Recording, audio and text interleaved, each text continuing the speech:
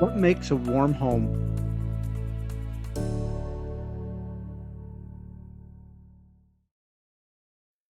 Entry 16, County Fair. Straw. The concrete is littered with it.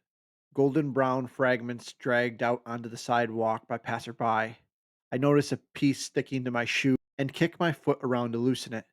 In front of me stands a barn. Plain ridged aluminum walls, a football field long and 50 yards wide, are divided by a walking path that splits in two and creates two aisles the length of the barn.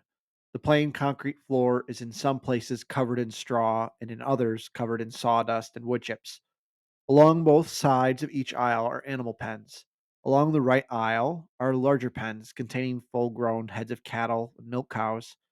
Up close, they are a lot bigger than I expected. 1,200 pounds of muscle standing and grazing on a bale of hay in its pen, put there by its owner.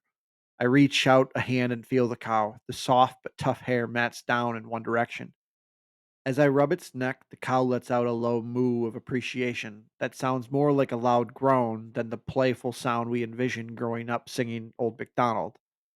Walking all the way down the first aisle and starting back around down the second, the pens here are filled with pigs. The pigs have wiry hair that bristles when touched. The meaty pigs forage with their snouts in the hay, instinctually looking for food that isn't there like it is back home. All the animal owners are friendly and excited to tell me about their beloved animals, telling me funny stories and how they take care of them. The air smells of dusty hay, manure, wood chips, and leather, a distinct smell that you usually only get out on a farm. We walk out of the barn and down the low row of small shops and booths that are put up by local vendors. I spot homemade jams and jellies, custom t shirts, and leather goods. Alongside them, interesting woodworking projects, scented candles, and homemade dresses and jewelry. We stop and make a purchase of a jar of homemade salsa that will go well with fajitas we have planned for tomorrow night. Down a little further, we stop for a bite to eat. There are food trucks galore and every possible fried food you can imagine. Sure, they have their typical corn dogs, cheese curds, and funnel cakes, but for the county fair, they always break out a few new fried items. I spy deep fried Snickers, deep fried pickles, fried Oreos, fried brats, even deep fried Twinkies.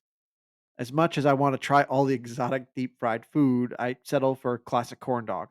Later, we stop for one of the famous giant cream puffs to take home with us for dessert.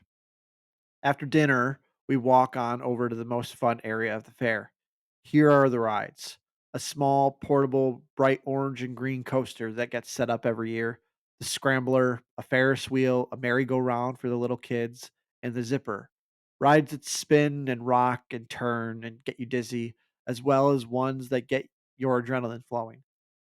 Everything is lit up with bright lights. Lights of all colors blink and flash, zoom in every direction along the rides, every one of them trying desperately to get your attention. As we walk past the Ferris wheel, the other side of the walkway is lined with carnival games. "Knock down all 5 bottles to win a stuffed animal," calls out the man behind the counter.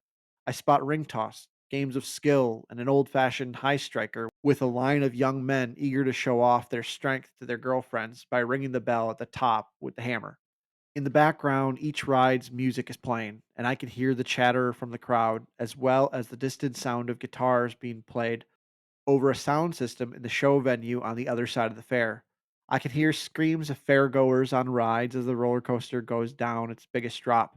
I can smell cotton candy and beer on the air as people pass us by. The old fashioned fun and chatter of the county fair washes over me in that moment.